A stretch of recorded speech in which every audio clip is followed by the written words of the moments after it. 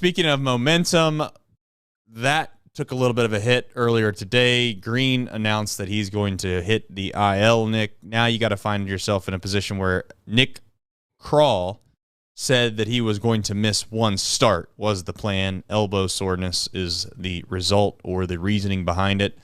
Hopefully that's all it is. And I'll say, I'll openly admit, Nick, I really hope this is just a way of them kind of saying, hey, this season's over.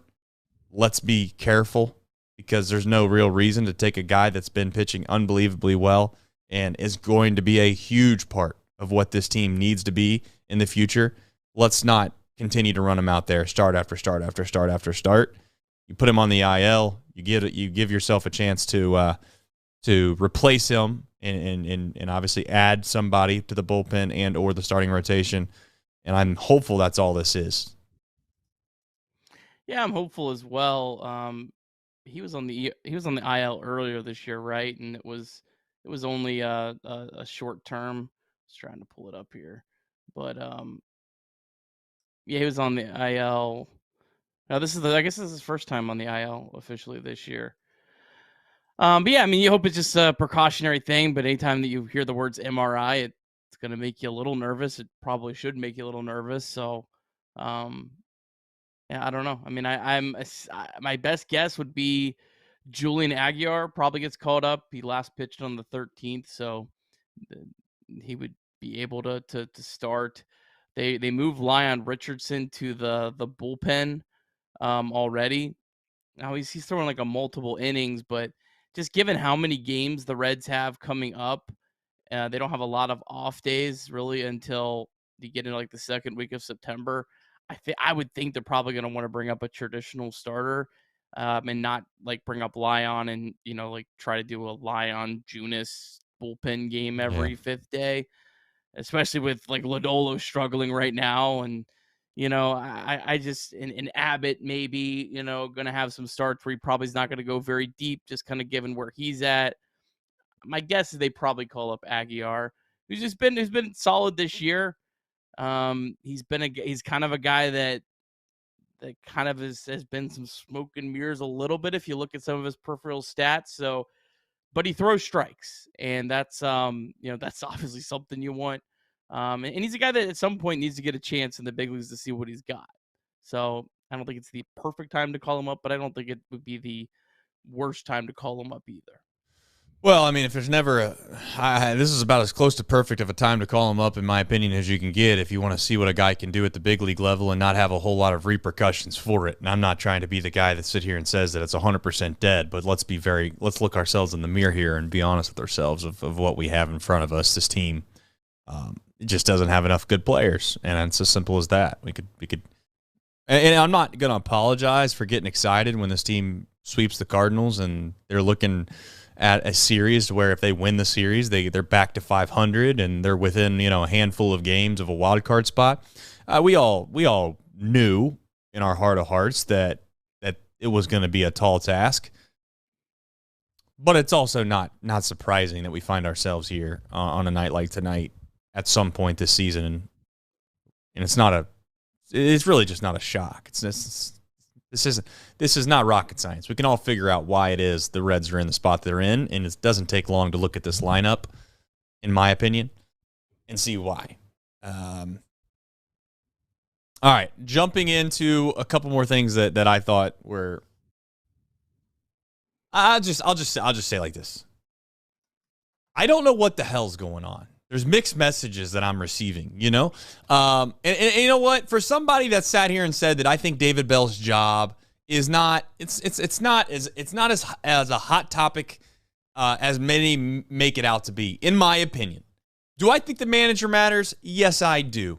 Do I think that there are times where David Bell probably does some things that makes me scratch my head? Yes, but I also think there are times where he gets things right and he doesn't get any credit. So you put all that into a recipe and you get out of it, in my opinion, something that I would just say is meh. Like I can't be super one way or the other over it.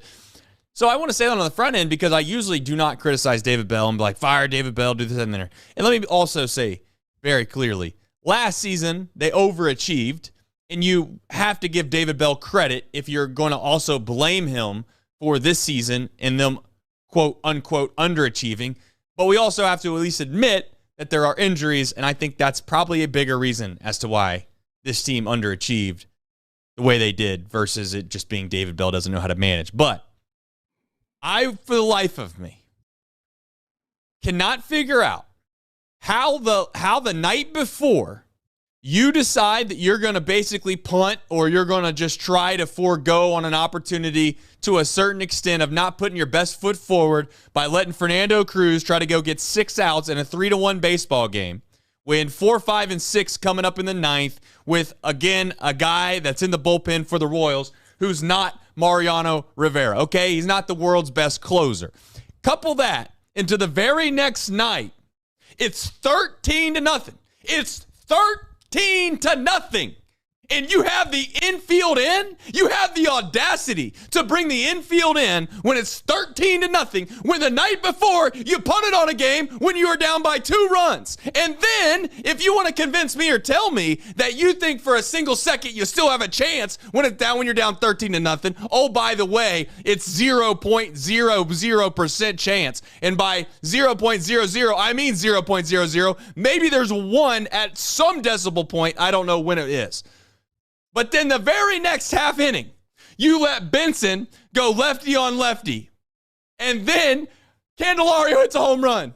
Ty France gets a base hit. And then Jake Fraley goes lefty on lefty. And guess how many outs there are? You don't have to guess. There's 2 outs. Why? Because Will Benson had to face a left-handed pitcher and Jake Fraley had to face a left-handed pitcher. And save me all the oh, look how good of an at-bat both of them had. They were barely out at first base. It was a bang-bang play. They were out. It doesn't matter. So what in the hell are we doing? I don't understand it. How could you on one night just be like, probably not worth it?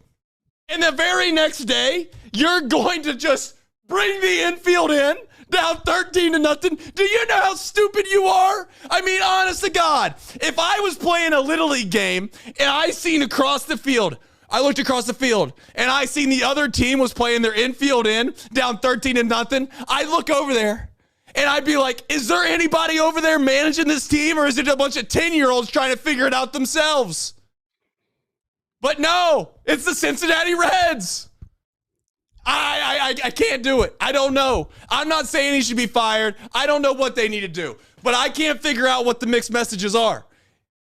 It's tougher to figure out David Bell at times than it is a woman. And that's not disrespectful to women. That's just men being stupid, not being able to figure out women, to be clear. I don't want hate mail.